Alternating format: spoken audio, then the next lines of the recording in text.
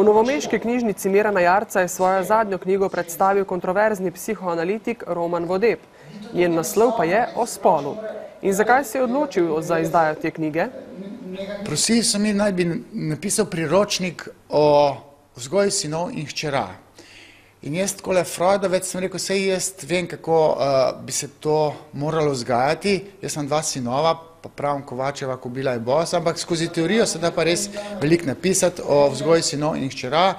In ker je bila ta polemika okrog družinskega zakonika tako aktualna, sem rekel, bom pa napisal eno knjigo, ki bo lahko pomagala staršem, da se bodo pa dejansko malo bolj znašli očetje napram hčeram, pa mamice napram svojim sinčkom. Tako da je nastala ta knjiga o spolu, kjer trdim, da sta spola različna in da je to normalno in naravno, kar je v teh časih ultraliberalnih modno govoriti. V knjigi Vodeb govori o spregledanih, vendar naravnih razlikah med spoloma.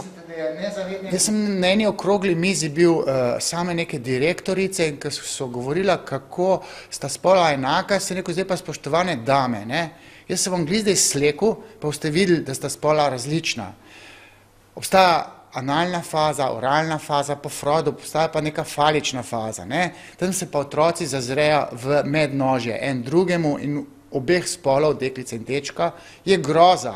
Se pravi, mi smo genitalno različni in to zaznamuje celo strukturo duševnosti.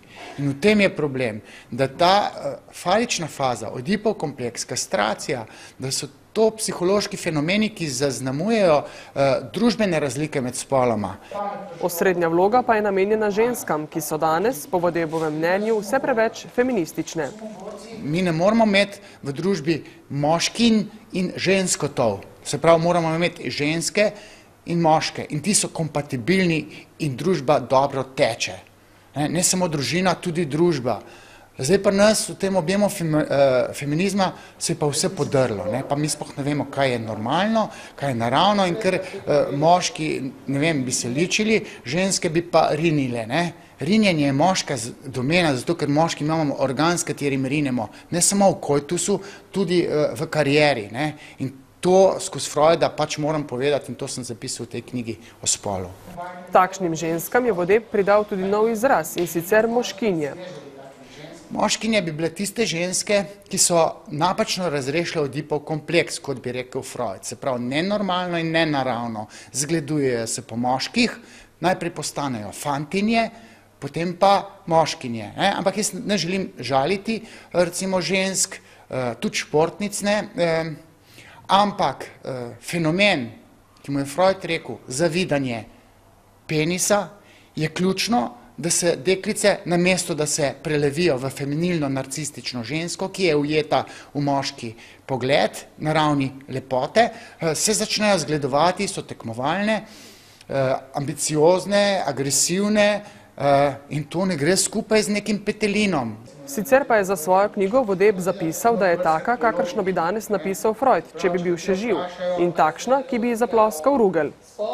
Dan danes je feminizem začel pretiravati. Mi lahko ploskamo feminizmu na točki varnih hiš. Sufražetke so dosegle volilno pravico. Proti spolnemu nadlegovanju so recimo feministke veliko postorile. Ampak ravno zato, ker sta spola genitalno različna, ker obstaja koitus med spoloma tak, kakršni je, morajo v družbi riniti moški. Ne smejo moškinje simbolno kastrirati teh petelinov. In mi imamo ravno obratno, mi imamo urad enakih možnosti, mi imamo upeljati urad različnih možnosti in naša družba je šla v slepo ulico in na koncu je prepad zaradi ideologije feminizma. In feminizem se mora enkrat ustaviti. Ta knjiga je recimo proti feminizmu. Knjiga o spolu Enfant terrible slovenske psihoanalize je sicer izšla v samozaložbi.